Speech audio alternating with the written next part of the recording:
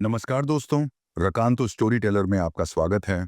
और आप सुन रहे हैं मुंशी प्रेमचंद की लिखी कहानी स्वामिनी।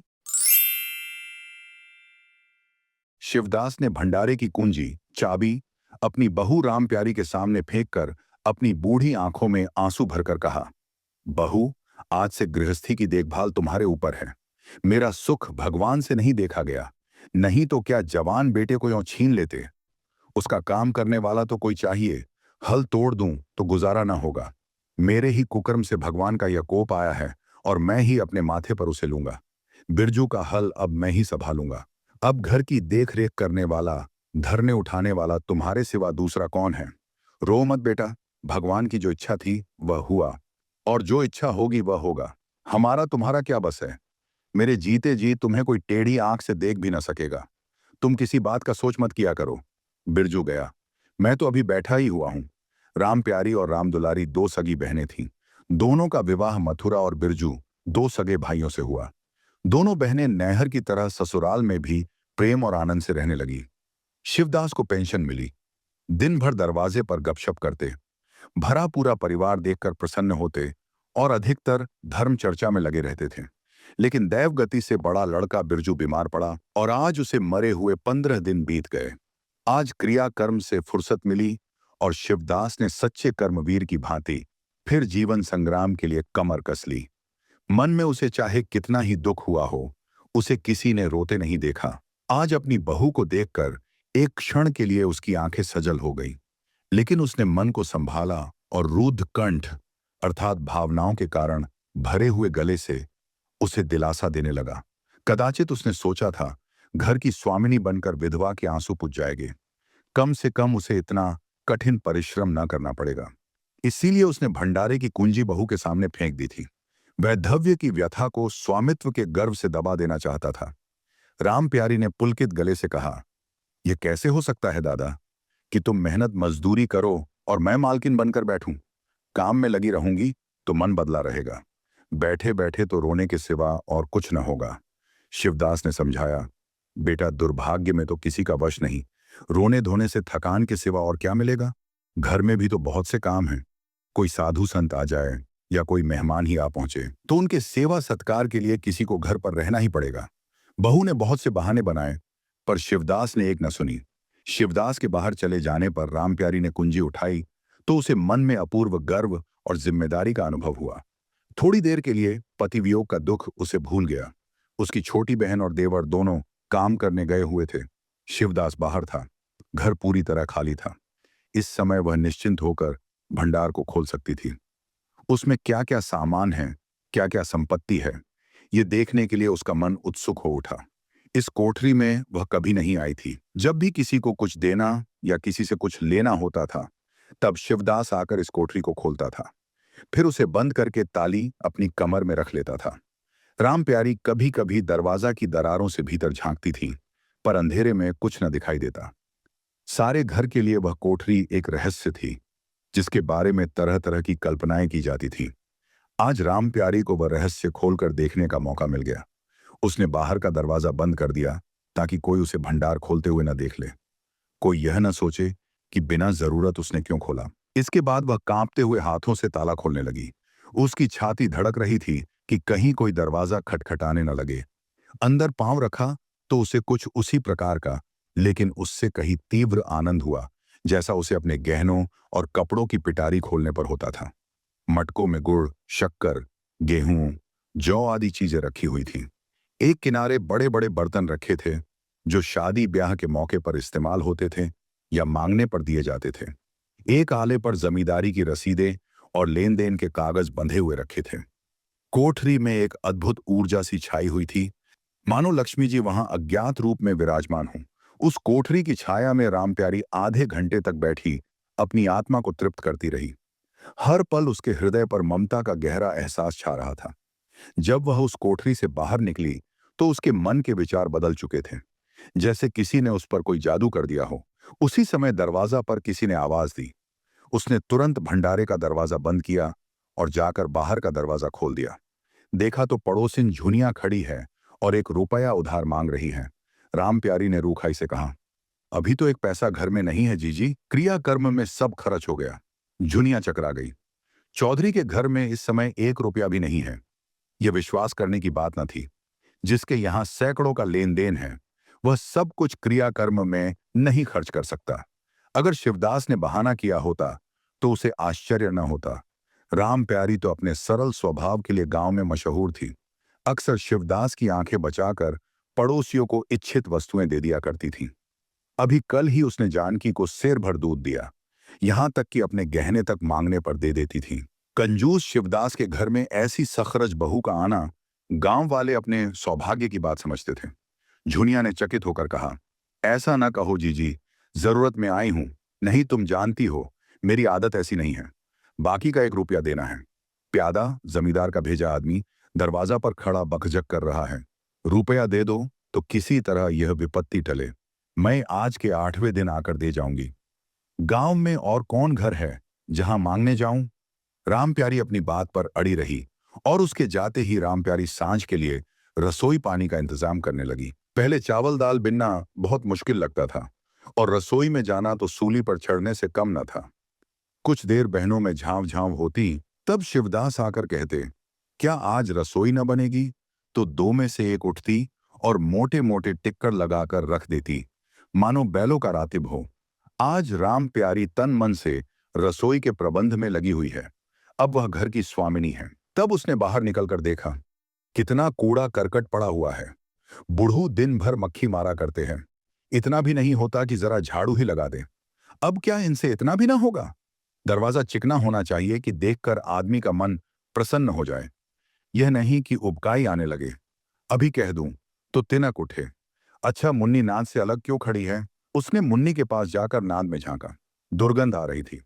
ठीक, मालूम होता है महीनों से पानी ही नहीं बदला गया। इस तरह तो गाय रह चुकी, अपना पेट भर लिया, छुट्टी हुई, और किसी से क्या मतलब। हाँ, दूध सबको अच्छा लगता है। दादा दरवाजा पर बैठे चिलम पी रहे हैं, मगर इतना नहीं होता कि 4 घड़ा पानी नाद में डाल दे। मजूर रखा है, वह भी 3 कौड़ी का, खाने को 1.5 सेर। काम करते नानी मरती है। आज आता है तो पूछती हूं, नाद में पानी क्यों नहीं बदला? रहना हो रहे या जाए, आदमी बहुत मिलेंगे। चारों ओर तो लोग मारे मारे फिर रहे हैं। आखिर उससे न रहा गया, घड़ा उठाकर पानी लाने चली। शिवदास ने पुकारा, क्या हुआ बहू? इसमें तो पानी भरा हुआ है। राम प्यारी ने कहा, नाद का पानी सड़ गया है। मुन्नी भूसे में मुंह नहीं डालती। देखते नहीं हो, कोस भर पर खड़ी है। शिवदास मार्मिक भाव से मुस्कुराए और आकर बहू के हाथ से घड़ा ले लिया। कई महीने बीत गए। राम प्यारी के अधिकार में आते ही उस घर में जैसे वसंत आ गया। भीतर बाहर जहां देखिए, किसी निपुण प्रबंधक के हस्त कौशल, सुविचार और सुरुचि के चिन्ह दिखते थे। राम प्यारी ने गृह यंत्र की ऐसी चाबी कस दी थी कि सभी पुर्जे ठीक ठाक चलने लगे थे। भोजन पहले से अच्छा मिलता है और समय पर मिलता है। दूध ज्यादा होता है, घी ज्यादा होता है और काम ज्यादा होता है। राम प्यारी न खुद विश्राम लेती है, न दूसरों को विश्राम लेने देती है। घर में ऐसी बरकत आ गई है कि जो चीज मांगो घर ही में निकल आती है। आदमी से लेकर जानवर तक सभी स्वस्थ दिखाई देते हैं। अब वह पहले की सी दशा नहीं है कि कोई चिथड़े लपेटे घूम रहा है, किसी को गहने की धुन सवार है। हाँ, अगर कोई रुग्ण और चिंतित तथा मलिन वेश में है तो वह राम प्यारी है। फिर भी सारा घर उसे जलता है। यहां तक कि बूढ़े शिवदास भी कभी कभी उसकी बुराई करते हैं। किसी को पहर रात रहे उठना अच्छा नहीं लगता। मेहनत से सभी जी चुराते हैं, फिर भी यह सब मानते हैं कि राम प्यारी न हो तो घर का काम न चले। और तो और, दोनों बहनों में भी अब उतना अपनापन नहीं रहा। प्रातकाल का समय था। राम दुलारी ने हाथों के कड़े लाकर राम प्यारी के सामने पटक दिए और गुस्से में बोली, लेकर इसे भी भंडारे में बंद कर दें। राम प्यारी ने कड़े उठा लिए और कोमल स्वर से कहा, कह तो दिया, हाथ में रुपये आने दे, बनवा दूंगी। अभी ऐसा घिस नहीं गया है कि आज ही उतार कर फेंक दिया जाए। राम दुलारी लड़ने को तैयार होकर आई थी। बोली, तेरे हाथ में काहे को कभी रुपये आएंगे और काहे को कड़े बनेंगे? जोड़ जोड़ रखने में मजा आता है ना?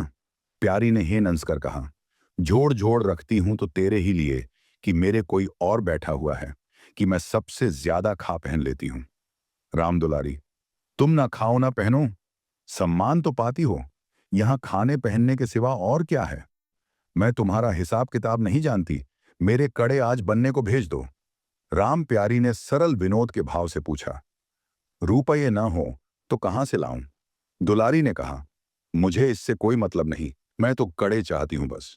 इसी तरह घर के सब आदमी अपने अपने अवसर पर राम प्यारी को दो चार खोटी खरी सुना जाते थे और वह गरीब सबकी धौंस हंसकर सहती थी। स्वामिनी का यह धर्म है कि सबकी धौंस सुन ले और करे वही जिसमें घर का कल्याण हो। स्वामित्व के कवच पर धौंस, ताने, धमकी किसी का असर न होता। उसकी स्वामिनी की कल्पना इन आघातों से और भी स्वस्थ होती थी। वह गृहस्थी की संचालिका है। सभी अपने अपने दुख उसी के सामने रोते हैं, पर जो कुछ वह करती है वही होता है। इतना उसे प्रसन्न करने के लिए काफी था। गांव में राम प्यारी की सराहना होती थी। अभी उम्र ही क्या है, लेकिन सारे घर को संभाले हुए हैं। चाहती तो सगाई करके चैन से रहती। इस घर के पीछे अपने को मिटाए देती है। कभी किसी से हंसती बोलती भी नहीं, जैसे काया पलट हो गई। कई दिन बाद राम दुलारी के कड़े बनकर आ गए। राम प्यारी खुद सुनार के घर दौड़ दौड़ गई। संध्या हो गई थी। दुलारी और मथुरा हाट से लौटे। राम प्यारी ने नए कड़े दुलारी को दिए। दुलारी निहाल हो गई। छटपट कड़े पहने और दौड़ी हुई बरौठे में जाकर मथुरा को दिखाने लगी। राम प्यारी बरौठे के दरवाजा पर छिपी खड़ी ये दृश्य देखने लगी। उसकी आंखें सजल हो गईं। दुलारी उससे कुल 3 ही साल तो छोटी है, पर दोनों में कितना अंतर है। उसकी आंखें मानो उस दृश्य पर जम गई। दंपति का वह सरल आनंद, उनका प्रेमालिंगन, उनकी मुग्ध मुद्रा राम प्यारी की टकटकी सी बंध गई। यहां तक कि दीपक के धुंधले प्रकाश में वे दोनों उसकी नजरों से गायब हो गए और अपने ही अतीत जीवन की एक लीला आंखों के सामने बार बार नए नए रूप में आने लगी। सहसा शिवदास ने पुकारा, बड़ी बहू, एक पैसा दो, तमाकू मंगवाओ। प्यारी की समाधि टूट गई। आंसू पोंछती हुई भंडारे में पैसा लेने चली गई। एक एक करके राम प्यारी के गहने उसके हाथ से निकलते जाते थे। वह चाहती थी मेरा घर गांव में सबसे संपन्न समझा जाए, और इस महत्वाकांक्षा का मूल्य देना पड़ता था। कभी घर की मरम्मत के लिए, और कभी बैलों की नई गोई खरीदने के लिए, कभी नातेदारों के व्यवहारों के लिए, कभी बीमारों की दवा दारू के लिए रुपये की जरूरत पड़ती रहती थी। और जब बहुत कतरब्योत करने पर भी काम न चलता, तो वह अपनी कोई न कोई चीज निकाल देती, और चीज एक बार हाथ से निकलकर फिर न लौटती थी। वह चाहती तो इनमें से कितने ही खर्चों को टाल जाती, पर जहां इज्जत की बात आ पड़ती थी वह दिल खोलकर खर्च करती। अगर गांव में हेठी हो गई तो क्या बात रही, लोग उसी का नाम तो धरेंगे। राम दुलारी के पास भी गहने थे।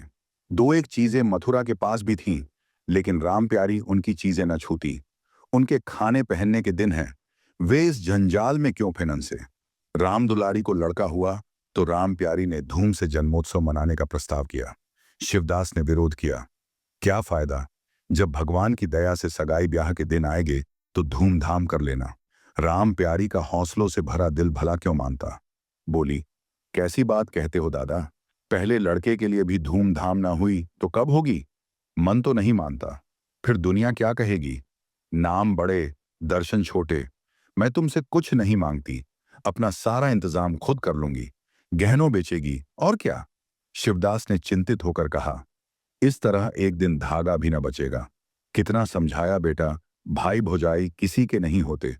अपने पास दो चीजें रहेगी तो सब मुंह जोहेंगे, नहीं कोई सीधे बात भी ना करेगा। राम प्यारी ने ऐसा मुंह बनाया मानो वह ऐसी बातें बहुत सुन चुकी है, और बोली, जो अपने हैं वे भी ना पूछे तो भी अपने ही रहते हैं। मेरा धर्म मेरे साथ है, उनका धर्म उनके साथ है। मर जाऊंगी तो क्या छाती पर लाद ले जाऊंगी। धूमधाम से जन्मोत्सव मनाया गया। सारी बिरादरी का भोज हुआ। लोग खा पी कर चले गए। राम प्यारी दिन भर की थकी मांदी आंगन में एक टाट का टुकड़ा बिछाकर कमर सीधी करने लगी। आंखें झपक गईं। मथुरा उसी वक्त घर में आया। नवजात पुत्र को देखने के लिए उसका चित्त व्याकुल हो रहा था। राम दुलारी सौर गृह से निकल चुकी थी। गर्भावस्था में उसकी देह क्षीण हो गई थी, मुंह भी उतर गया था, पर आज स्वस्थता की लालिमा मुख पर छाई हुई थी। सौर के संयम और पौष्टिक भोजन ने देह को चिकना कर दिया था। मथुरा उसे आंगन में देखते ही समीप आ गया और एक बार राम प्यारी की ओर ताक कर उसके निद्रा मग्न होने का निश्चय करके उसने शिशु को गोद में ले लिया और उसका मुंह चूमने लगा। आहट पाकर राम प्यारी की आंखें खुल गईं, पर उसने नींद का बहाना किया और अध खुली आंखों से यह आनंद क्रीड़ा देखने लगी। माता और पिता दोनों बारी बारी से बालक को चूमते, गले लगाते और उसके मुख को निहारते थे। कितना स्वर्गीय आनंद था। राम प्यारी की तृषित लालसा एक क्षण के लिए स्वामिनी को भूल गई। उसका मातृत्व जो पिंजरे में बंद, मूक, निश्चेष्ट पड़ा हुआ था, समीप से आने वाली मातृत्व की चहकार सुनकर जैसे जाग पड़ा और चिंताओं के उस पिंजरे से निकलने के लिए पंख फड़फड़ाने लगा। मथुरा ने कहा, "ये मेरा लड़का है।" राम दुलारी ने बालक को गोद में चिपटाकर कहा, "हाँ, क्यों नहीं? तुम्ही ने तो 9 महीने पेट में रखा है। आफत तो मेरी हुई, बाप कहलाने के लिए तुम कूद पड़े। मथुरा मेरा लड़का ना होता तो मेरी सूरत का क्यों होता? चेहरा, रंग, रूप सब मेरा ही सा है कि नहीं?" राम दुलारी, इससे क्या होता है? बीज बनिए के घर से आता है, खेत किसान का होता है, उपज बनिए की नहीं होती, किसान की होती है। मथुरा, बातों में तुमसे कोई न जीतेगा। मेरा लड़का बड़ा हो जाएगा तो मैं दरवाजा पर बैठकर मजे से हुक्का पिया करूंगा। राम दुलारी, मेरा लड़का पढ़ेगा, लिखेगा, कोई बड़ा ओहदा पाएगा, तुम्हारी तरह दिन भर बैल के पीछे न चलेगा। मालकिन से कहना है कल एक पालना बनवा दे। मथुरा, अब बहुत सवेरे न उठा करना और इतना काम भी न करना। राम दुलारी, अब महारानी जी ने देगी। मथुरा, मुझे तो बेचारी पर दया आती है, उसके कौन बैठा हुआ है, हम ही लोगों के लिए मरती है।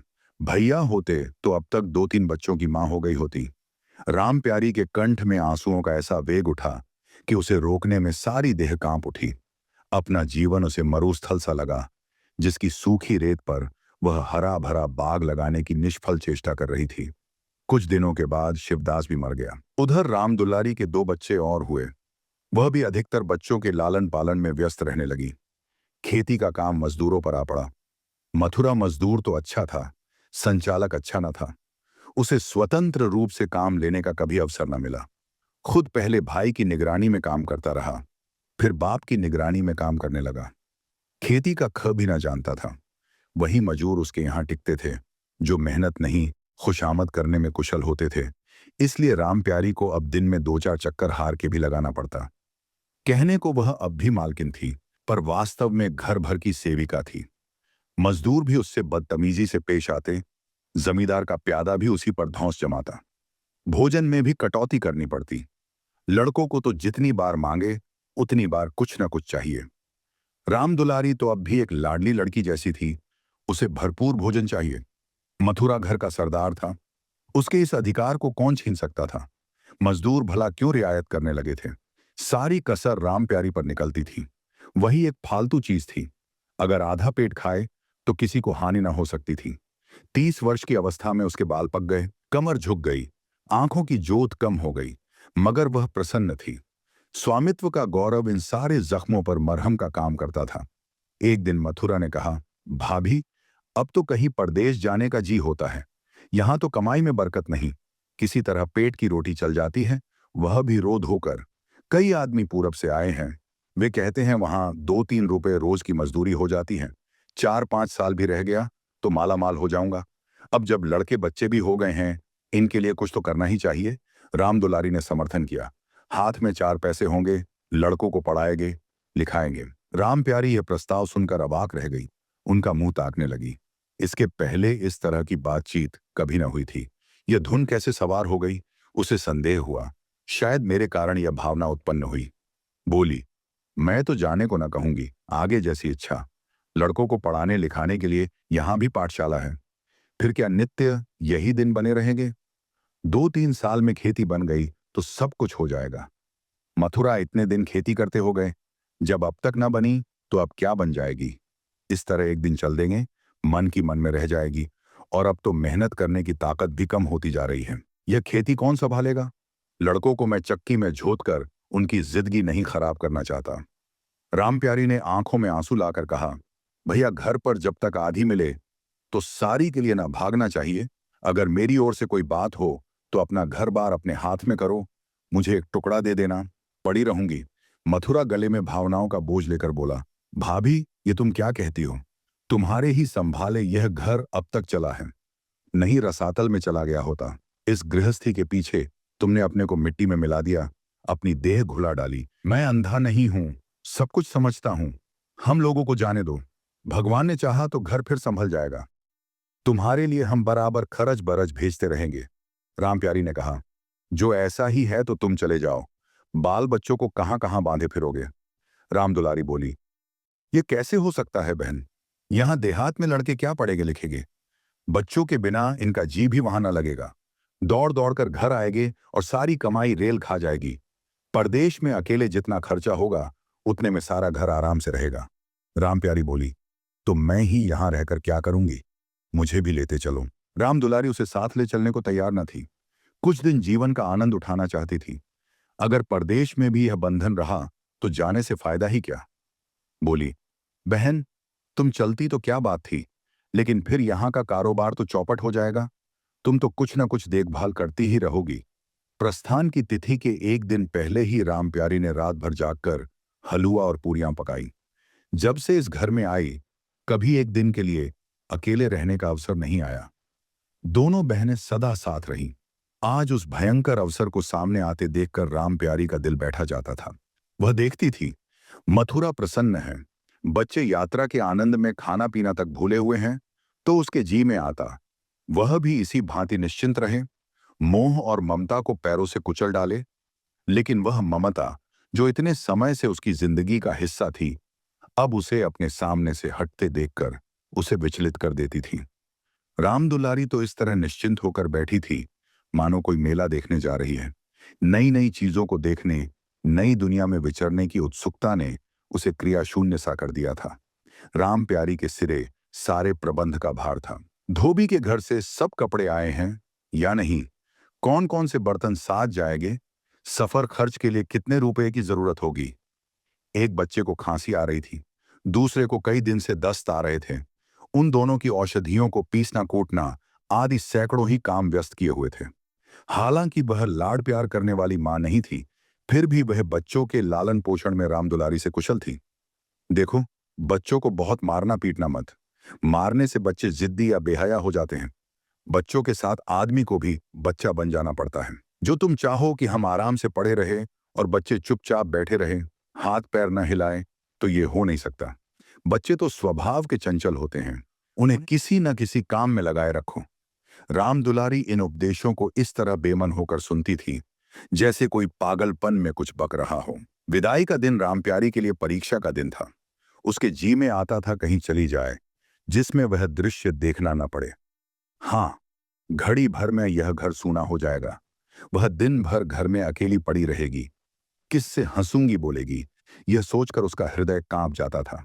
ज्यो ज्यो समय निकट आता था, उसकी वृत्तियां शिथिल होती जाती थी।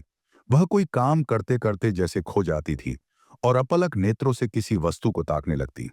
कभी अवसर पाकर एकांत में जाकर थोड़ा सा रो आती थी। मन को समझा रही थी, यह लोग अपने होते तो क्या इस तरह चले जाते। यह तो मानने का नाता है, किसी पर कोई जबरदस्ती थोड़े है। दूसरों के लिए कितना ही मरो तो भी अपने नहीं होते। पानी तेल में कितना ही मिले फिर भी अलग ही रहेगा। बच्चे नए नए कुर्ते पहने नवाब बने घूम रहे थे। राम प्यारी उन्हें प्यार करने के लिए गोद लेना चाहती तो रोने का सा मुंह बनाकर छुड़ाकर भाग जाते। वह क्या जानती थी कि ऐसे अवसर पर बहुधा अपने बच्चे भी निष्ठुर हो जाते हैं। 10 बजते बजते दरवाजा पर बैलगाड़ी आ गई। लड़के पहले ही से उस पर जा बैठे। गांव के कितने स्त्री पुरुष मिलने आए। राम प्यारी को इस समय उनका आना बुरा लग रहा था। वह राम दुलारी से थोड़ी देर एकांत गले मिलकर रोना चाहती थी। मथुरा से हाथ जोड़कर कहना चाहती थी, मेरी खोज खबर लेते रहना, तुम्हारे सिवा मेरा संसार में कौन है। लेकिन इस अफरा तफरी में उसको इन बातों का मौका न मिला। मथुरा और दुलारी दोनों गाड़ी में जा बैठे और राम प्यारी दरवाजा पर रोती खड़ी रह गई। वह इतनी व्याकुल थी कि गांव के बाहर तक छोड़ने जाने की भी उसे सुध ही न रही। कई दिन तक राम प्यारी मूर्छित सी पड़ी रही। न घर से निकली, न चूल्हा जलाया, न हाथ मुंह धोया। उसका हलवाहा, खेती में हल चलाने वाला मजदूर जोखू बार बार आकर कहता, मालकिन उठो, मुंह हाथ धो, कुछ खाओ पियो। कब तक इस तरह पड़ी रहोगी? इस तरह की तसल्ली गांव की ओर स्त्रियां भी देती थीं, पर उनकी तसल्ली में एक प्रकार की ईर्ष्या का भाव छिपा हुआ जान पड़ता था। जोखू के स्वर में सच्ची सहानुभूति झलकती थी। जोखू कामचोर, बातूनी और नशेबाज था। राम प्यारी उसे बराबर डांटती रहती थी। 2 एक बार उसे निकाल भी चुकी थी, पर मथुरा के आग्रह से फिर रख लिया था। आज भी जोखू की सहानुभूति भरी बातें सुनकर राम प्यारी झुंझलाती, ये काम करने क्यों नहीं जाता, यहां मेरे पीछे क्यों पड़ा हुआ है। मगर उसे झिड़क देने को जी न चाहता था। उसे उस समय सहानुभूति की भूख थी। फल कांटेदार वृक्ष से भी मिले तो क्या उन्हें छोड़ दिया जाता है। धीरे धीरे क्षोभ का वेग कम हुआ। जीवन के व्यापार होने लगे। अब खेती का सारा भार राम प्यारी पर था। लोगों ने सलाह दी, एक हल कम कर दो और खेतों को किराए पर दे दो। पर राम प्यारी का गर्व यूं ढोल बजाकर अपनी पराजय स्वीकार न करना था। सारे काम पूर्ववत चलने लगे। उधर मथुरा के चिट्ठी पत्री न भेजने से उसके अभिमान को और भी उत्तेजना मिली। वह समझता है मैं उसके आसरे बैठी हूं, उसकी चिट्ठी भेजने से मुझे कोई निधि न मिल जाती। उसे अगर मेरी चिंता नहीं है तो मैं कब उसकी परवाह करती हूं। घर में तो अब विशेष काम रहा नहीं। राम प्यारी सारे दिन खेती बाड़ी के कामों में लगी रहती। खरबूजे बोए थे, वह खूब फले और खूब बिके। पहले सारा दूध घर में खर्च हो जाता था, अब बिकने लगा। राम प्यारी की मनोवृत्तियों में भी एक विचित्र परिवर्तन आ गया। वह अब साफ कपड़े पहनती, मांग छोटी की ओर से भी उतनी उदासीन न थी। आभूषणों में भी रुचि हुई। रुपये हाथ में आते ही उसने अपने गिरवी गहने छुड़ाए और भोजन भी संयम से करने लगी। पहले वह सागर की तरह थी जो खेतों को सींचकर खुद खाली हो जाता था, लेकिन अब ऐसा नहीं था। सागर की निकास की नालियां बंद हो गई थीं।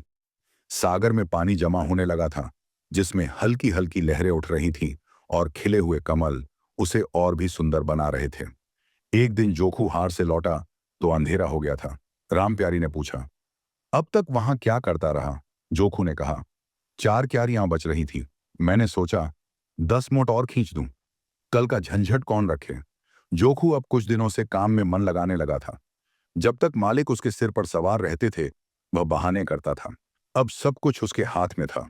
राम प्यारी सारे दिन हार में थोड़ी ही रह सकती थी, इसलिए अब उसमें जिम्मेदारी आ गई थी।